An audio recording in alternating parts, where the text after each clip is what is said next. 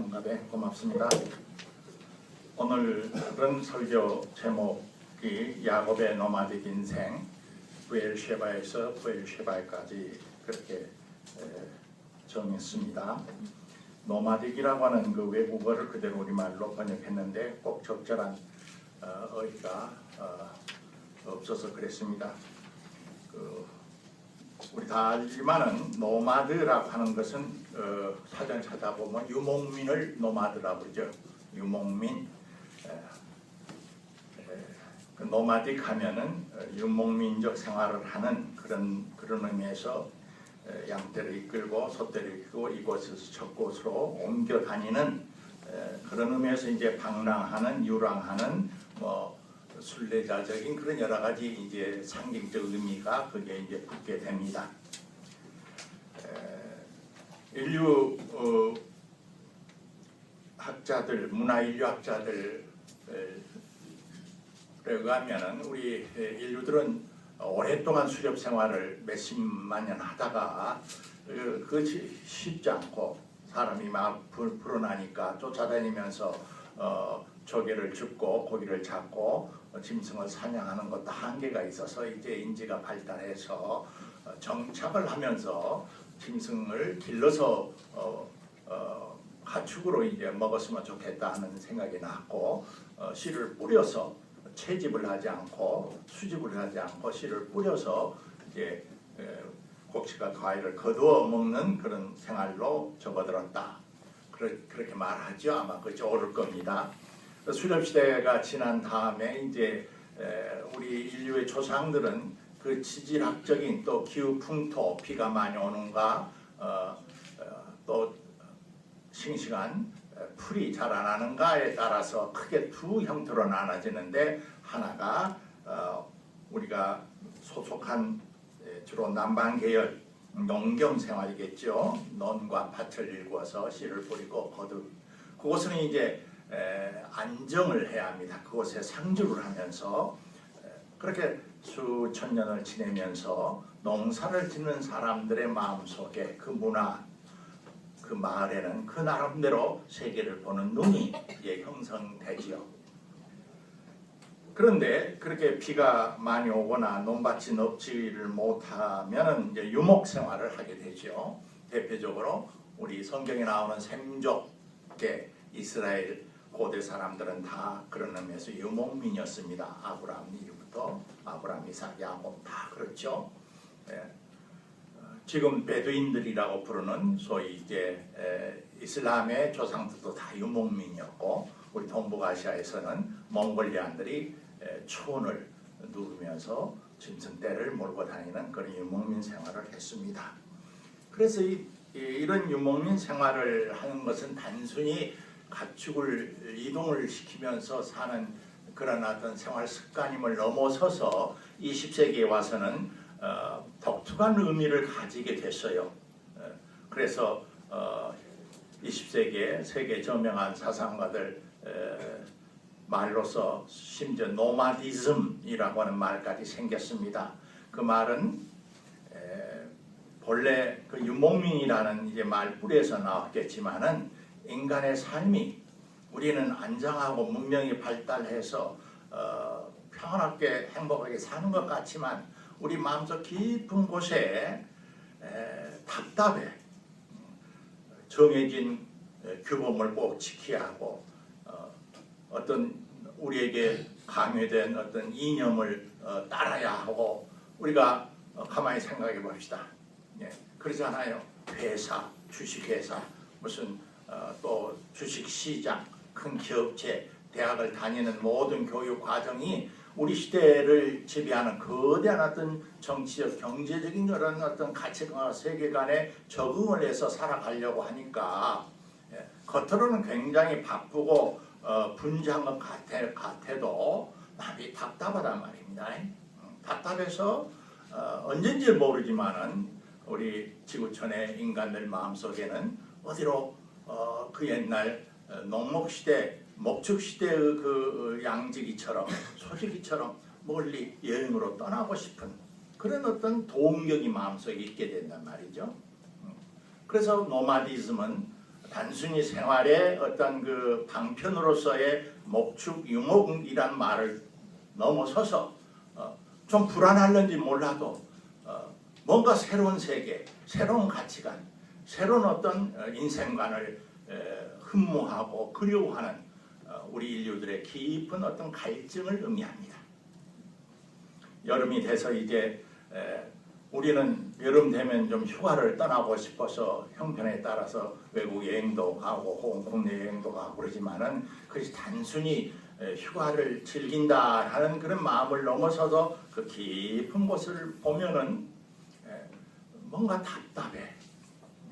안정이 아니라 꼭 바람이 쇠바퀴 도는 것 같은 이런 인생을 내가 살고 가야 하는가 하는, 그래서 우리 영원 깊은 곳에 뭔지는 모르지만은 낯설고 몸 있고 위험할지 몰라도 새로운 세계, 새로운 가치관, 새로운 인생관, 새로운 어떤 삶의 차원을 그리워하는 깊은 그런 시대적 풍조에 지금 인류가 들어서고 있다, 그런 말이옵시다. 오늘은 이제 그런 의미에서 오늘 성경 본문을 중심으로 해서 성경은 어떻게 보는가 하는 이야기를 하려고 하는 것입니다. 오늘 창세기 28장 우리가 잘 아는 야곱의 그 이야기를 하려면 지리적 지식이 좀 있어야 할 것 같아서 여러분 주보 사이에 조그마한 그 지도를 하나씩 넣어드렸는데 혹시 가지고 계신지 모르겠어요. 복잡하지 않으니까 잠깐 그것을 보세요. 오늘 보면은 야곱이 형님에게 이제 장자권을 빼앗고 형님과 아버지를 이제 속이기 위해서 노임을 받아가지고 더 이상 가족 생활하기가 어려우니까 어머니가 본래 저 먼 일가 친척이 있었나 하란이라는 곳에 잠깐 피신을 시켜야지 잘못하면 아들 하나 잃어버리겠다 이렇게 생각을 해가지고 삼촌 라반의 집으로 가거라 해서 부엘셰바에서 하란으로 먼 길을 떠났다, 그렇게 이야기가 시작이 되지요. 그러면 여러분이 가지고 있는 지도를 보면은 그 고대 이제 약 BC 2000년 전후의 지도입니다. 왼쪽에 좀 검은색이 하는 것은 지중해고요. 왼쪽 맨 아래로 이집트고 그게 삼각형 형태가 그게 이제 시나이 반도입니다. 지금 말하면요. 그리고 이제 그 선이 있는데 맨 꼭대기 네모난 그 꼭대기 보면 글씨가 잘 안 보시려면 해도 그것이 하란이 올시다. 하란. 지금 지도로 말하면 터키와 시리아의 국경지대쯤 된다. 그렇게 생각하면 더 이해가 쉬울 겁니다. 거기서 이제 오른쪽으로 쭉 내려가 끝에 보면은 우루라고 하는 곳이 있죠. 맨 끝에 우루. 이게 본래 아브라함의 할아버지들이 살았던 본래 지금 메소포타미아 유프라테스가 한 티그리스강에 가까운 지역이옵시다. 그래서 아브라함 할아버지가 본래 갈대아 우루에서 이제 떠나서 하란에서 살고 있었어요. 하란에서 살던 아브라함에게 하나님께서 어느 날 현몽하시기를 아브라함아 내 친척 아비 집을 떠나서 내가 너에게 지시할 땅으로 가거라. 내가 너에게 새로운 민족을 이루고 너로 하여금 온 인류가 복을 받게 하겠다 하는 약속을 해서 이제 하란을 떠나서 그 지도의 맨 꼭대기 하란을 떠나서 맨 아래 부엘셰바라는 곳, 지금 부엘셰바는 말하자면 지금 사해와 시나이 반도 중간쯤 되는 그건 가나안이죠. 가나안 땅. 지리적으로는 가나안 땅. 예루살렘의 서남부 지역이 되겠습니다. 그 지역에는 그때는 그걸 부엘셰바라고 불렀어요. 그래서 그 부엘셰바에서 이제 원래 자기 할아버지들이 살았던 하란으로 이제 왜냐하면 옛날 자기 일가 친척들이 그래 살았으니까 그리 올라가서 라반 삼촌의 집에서 20년 동안 머슴살이 하던 이야기가 창세기에 나와 있습니다. 그래서 이제 거기서 한 20년 큰 소와 양떼를 이루고 자기가 사랑하는 이제 아내도 없고 해서 다시 돌아오죠. 역손으로 다시 돌아오다가 이제 야복강을 건너면서 깊은 신앙적 체험도 하고 그렇게 이제 나이 들어서 이제 야곱은 이렇게 후손들이 많이 번져나게 됐는데 기근이 가나안 지역에 크게 들어서 몇 년 동안 그것도 1, 2년이 아니고 먹고 살 만한 곡식이 거의 바닥이 나자 맨 그 지도의 왼쪽 지금 이집트 맨 그쪽 그 선으로 그어진 맨 끝부분이 크게 성경이 말하는 고센 땅이라는 곳이 옳시다. 그래서 그곳에 이제 야곱의 후손들이 이주를 해서 거기서 약 400~500년 동안 살고 번성하다가 모세의 인도를 받아가 출애굽을 하게 되는 것이 우리 성경의 기본 골자입니다. 그래서 오늘은 다른 지도의 지식을 다 놔두고 시나이 반도 북쪽 그쪽 지역이 부엘셰바라는 거, 그리고 맨 꼭대기가 하란이라고 하는 거, 그리고 오른쪽 맨 끝에가 우르라고 하는 것만 여러분이 기억하시면 이제 되겠습니다. 자, 그러면 오늘 이제 그런 예비 지식을 가지고 우리가 설교의 본론으로 들어가면 오늘 성경 말씀을 통해서 우리에게 무엇을 말씀하는 것인가? 첫째는 역시 뭐니 해도 인생이란 노마드다, 유목민이다라고는 하나의 진리를 말씀한다고 우리가 들어야 하겠습니다. 야곱이라는 이 개인의 이름이 이스라엘이라고 하는 이름으로 바꿔졌고 그의 12 아들들이 번성해서 민족을 일으키기 때문에 이스라엘은 이제 민족 이름이 되기도 하고 야곱의 개인 이름이 되기도 했죠. 그런데 뒤에 이제 예수 그리스도의 출현 이후에 새로운 이제 교회가 출현을 해서 혈족적인 혈통을 떠나서 교회 그리스도인들을 초대 기독교인들은 우리들은 새로운 이스라엘이다라는 자기의식을 갖게 됐어요. 그러므로 야곱 그리고 이스라엘 민족 그리고 새 이스라엘 백성으로서의 그리스도인들 이들은 어떤 의미에서 다 노마드다 말입니다. 노마드. 왜 그러냐? 노마드라고 하는 말은 창세기 31장 40절에 보면은 이제 야곱이 삼촌 라반의 집에서 20년 머슴살이 하다 보니까 삼손이 영 자기를 놔줄 것 같지가 않으니까 야반 도주를 하지요. 양떼들과 소떼들을 계약한 대로 더 뺏어서 오는 건 아니지만 자기 아내를 데리고 나가니까 삼촌이 뒤따라와 가지고 야 너가 조카 야곱 너 그럴 수가 있느냐고 이제 야단을 치니까 삼촌 라반에게 항변하면서 뭐라고 말하지요? 삼촌 억울합니다. 내가 20년 동안 삼촌 가축을 돌보고 그 고생을 했는데 약조를 몇 번이나 어기고 이렇게 나를 부대접합니까? 나도 이제 작년이 되어서 이제 일가를 이루어서 삼촌 집을 떠나기로 했습니다 하면서 뭐라고 말했느냐 하면은 낮에는 더위와 밤에는 추위를 무릅쓰고 눈 붙일 겨를도 없이 지냈나이다 그렇게 말했어요. 고생 무지무지하게 했단 말이에요. 제대로 잠도 못 자고. 네.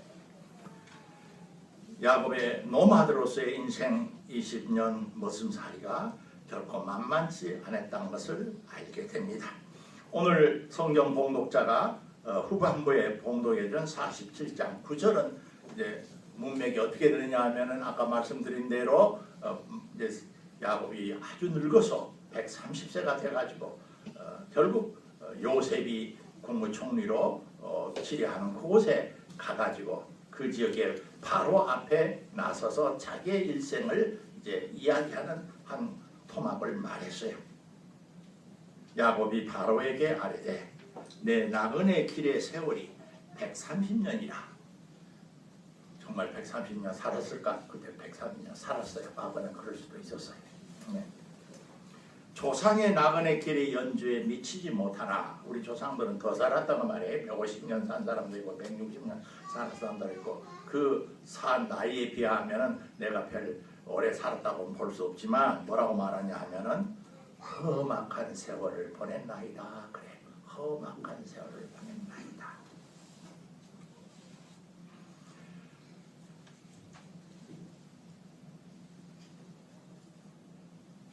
결국 인생은 야곱이 상징하는 것처럼 창세기 1장에 우리가 보면은 타락사라 위에 너가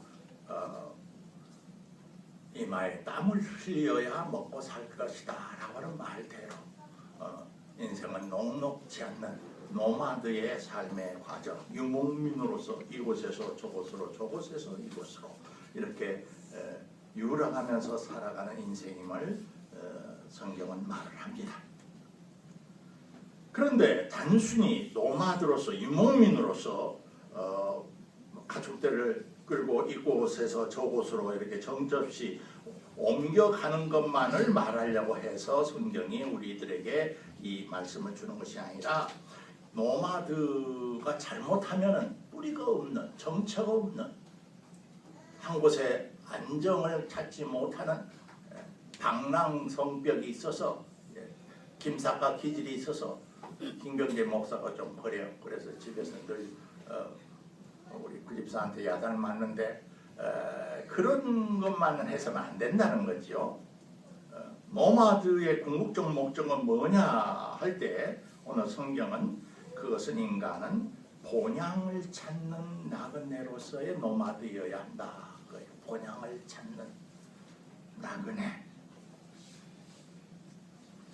인간은 알고 보면 부엘셰바를 떠나서 결국 부엘셰바로 다시 귀환하는 인생입니다. 20살 되기도 전에 젊을 때 부엘셰바를 떠났죠. 그래서 하란으로 도주해서 그래서 20년 살아요. 그럼 가축들을 이루고 이제 다시 야복강을 넣어서 다시 가나안으로 돌아가지고 12 아들들의 흥망성쇠를 지켜보다가 말년에 이제 그 야곱의 가족 일가족이 기근에 몰려서 결국 이제 에집트로 구걸을 하러 떠나게 되는데, 그래서 야곱은 마지막에 뭐라고 말을 하냐면 그 요셉에게 이제 숨을 거기서 거두게 되지요.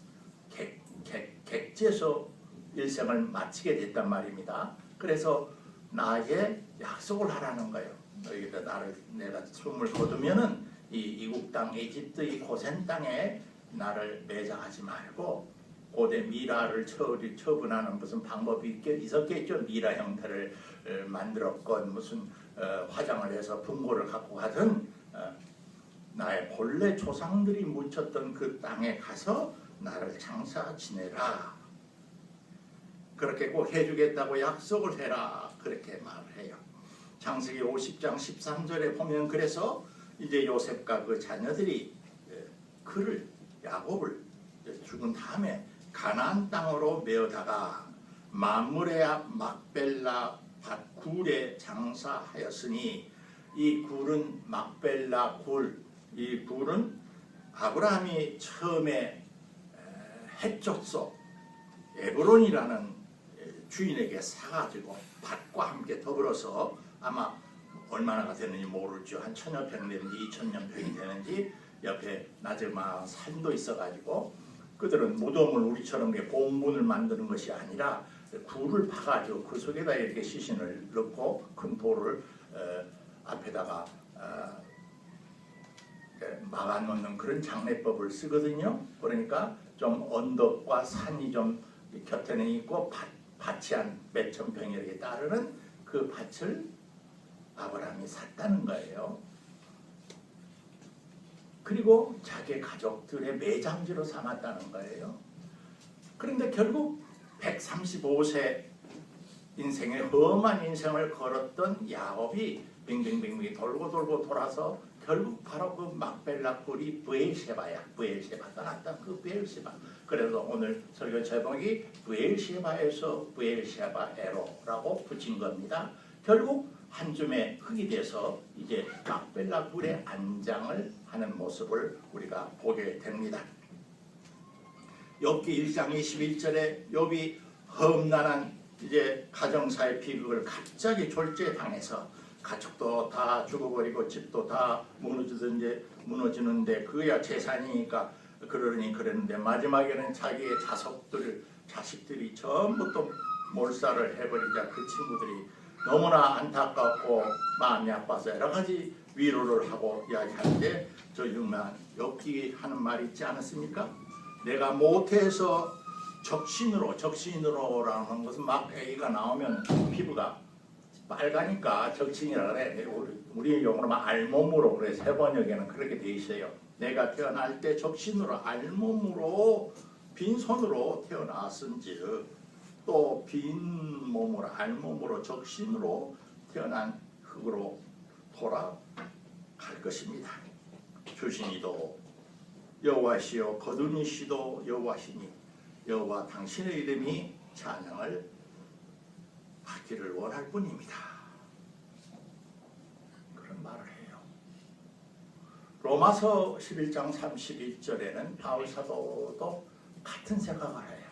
만물이 하나님으로부터 나와서 하나님 안에 있다가 하나님에게로 돌아간다. 모든 영광이 그에게 있을지로다. 그런 구절이 로마서 11장 31절에 있는데 그것은 무엇을 의미하는 것입니까?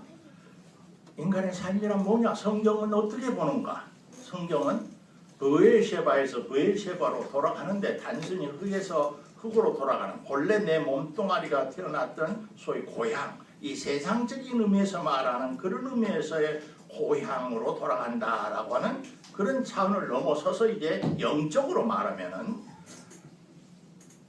본향, 그것이 뭡니까? 결국 우리가 하나님에게로서 나와서 하나님 안에서 살다가 하나님에게로 돌아가는 존재라는 것을 알아라. 그걸 깊이 깨달아야 한다. 단순한 노마드가 아니란 말이야. 단순히 문명과 사회의 답답한 여러 가지의 규범과 질서와 규칙이 싫어서 내 멋대로 반응을 하고 탈출하는 그런 어떤 조랑말 같은 그런 인생을 살아서는 아니 되고 그렇게 하되 결국 내가 돌아갈 곳은 나의 알파와 오메가 되신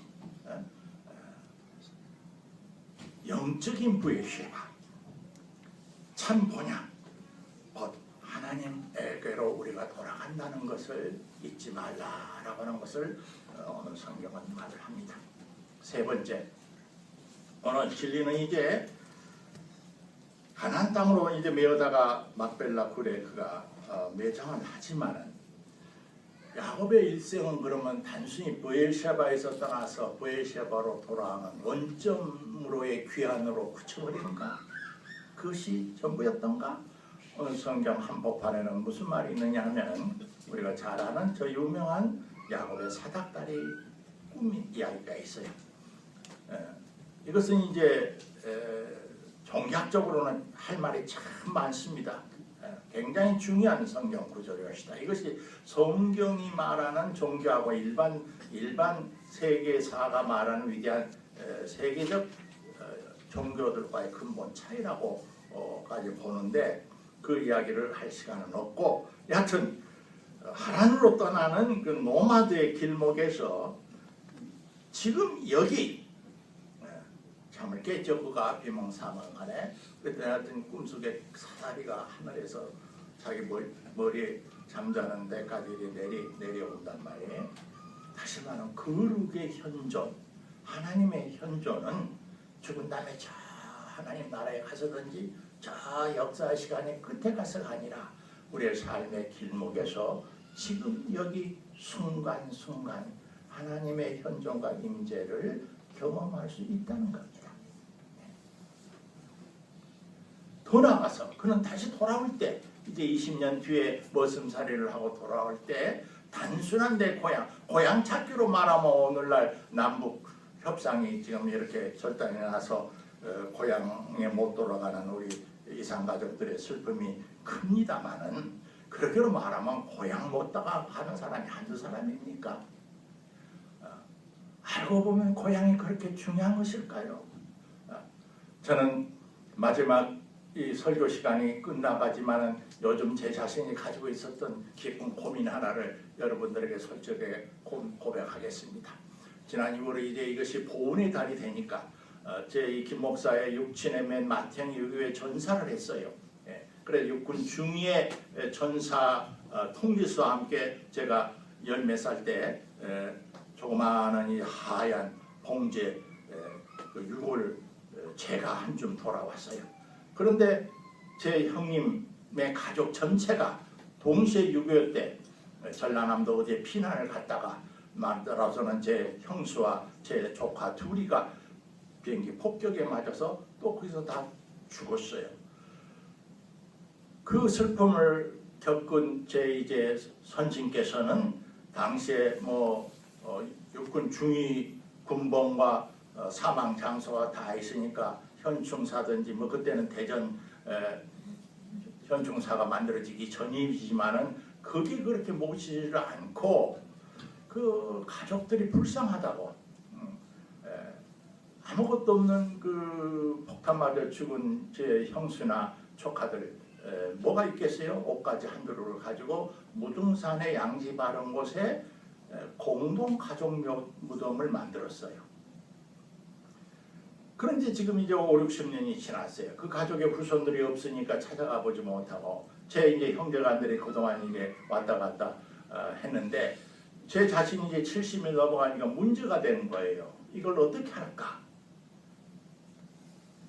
그래서 한쪽으로 마음으로는 그래도 이제 후손이 그 뭐 묘소 관리 같은 거를 못 하니까 나로 말하면 형이라도 지금이라도 보훈처에다 신청하면 된대요. 그래서 어디 대전에 현충사이라도 조그마한 한 표석이라도 만들어서 하면은 그 국가가 그것을 관리해 줄 수 있으니까 그렇게 할까. 그러다가도 그래도 그 아버님이 그렇게 차마 그렇게 할 줄 몰라서 안 했던 것이 아니라 그 생각이 있어 그랬는데 거기서 따로 가족 다른 식구들은 거기에 남겨두고 형님만 관리를 위해서 이렇게 옮긴다. 이것이 그 선친의 참 뜻을 따르는 것일까 하는 생각도 들고 이런 생각 저런 생각을 하다가 그것보다 더 새로운 성경의 관점에서 내가 생각을 하게 됐어요. 여기서 말하면 도대체 부엘시 예배가 그렇게 중요한 것이냐? 현충사면 어떻고 대전의 국립공원이면 어떻고 무등산 계곡이면 어떠냐 말이야. 그게 하나님 눈앞에서 보면 한반도 전체가 동산이라면 동산이고 공동묘지라면 묘지고 이게 6.25 동란을 거쳐서 남북에 살아가는 가족들 중에서 자녀가 희생이 되든지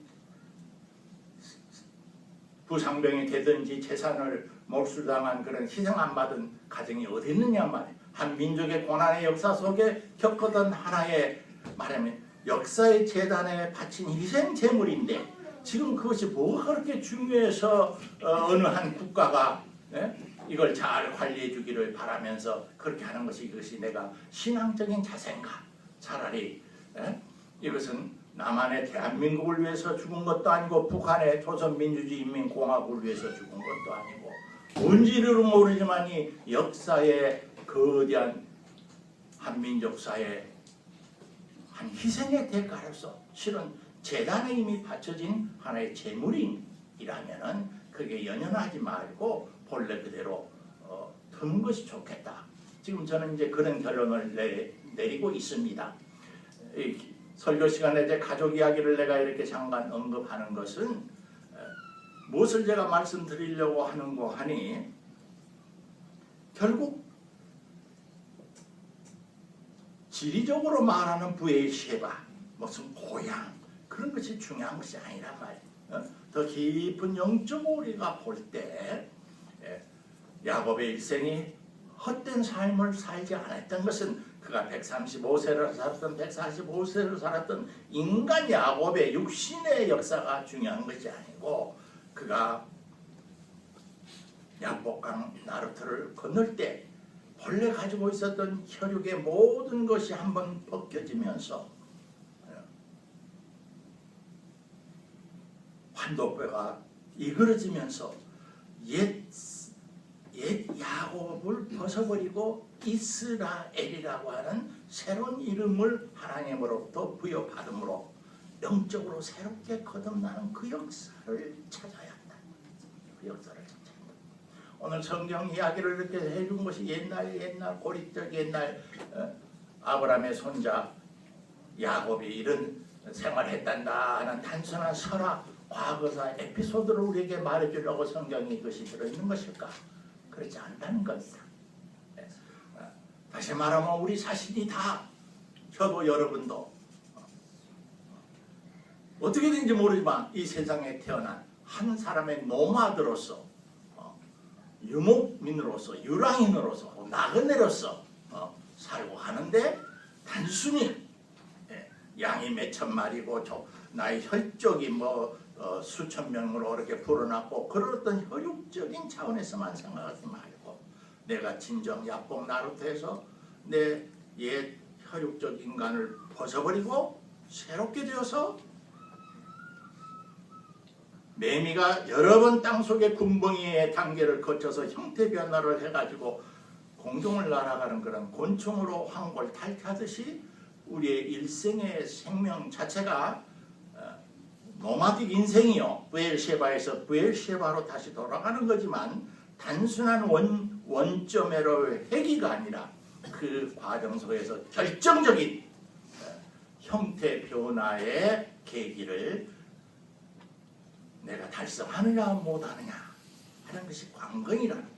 그리고 기독교는 말하기를 그것을 하기 위해서는 우리는 예수를 제대로 만나야 한다는 거예요. 예수 안에서, 예수의 생명 안에서 예수와 함께 한번 죽고, 예수의 십자가와 함께 한번 죽고, 옛사람이 죽고 그의 부활과 함께 다시 살아나면은 너는 단순한 부엘셰바에서 부엘셰바로 돌아가는 팔레스타인의 한 지리적인 공간으로의 환원이 아니라 영적인 부엘셰바, 그 영원히 쇠하지 않고 멸하지 않고 변함없는 하나님의 본향으로 우리가 돌아가는 그런 인간의 자기 완성, 자기 성취를 이루게 된다 하는 메시지가 오늘 설교 말씀 속에 스며 들어 있습니다. 아무쪼록 이제 여름이 되니까 여러 여행을 많이 하게 됩니다. 여행을 할 수 있으면 많이 하시기를 바라고, 그러면서도 인간의 마음속에 본향을 찾는 이 영원한 갈증이 가시지 아니하는 그 무엇인가의 고향을 찾아 떠나고 싶은 이 마음이, 그 비밀과 신비가 무엇일까 하는 것을 깊이 생각하는 이 한여름 되시기를 주의 이름으로 축원합니다. 네, 기도하겠습니다. 하나님,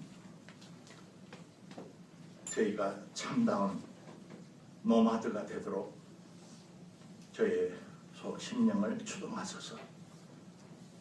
여기가 조사오니 하고 주저앉는 나태한 인간이 되지 않도록 도와주십시오.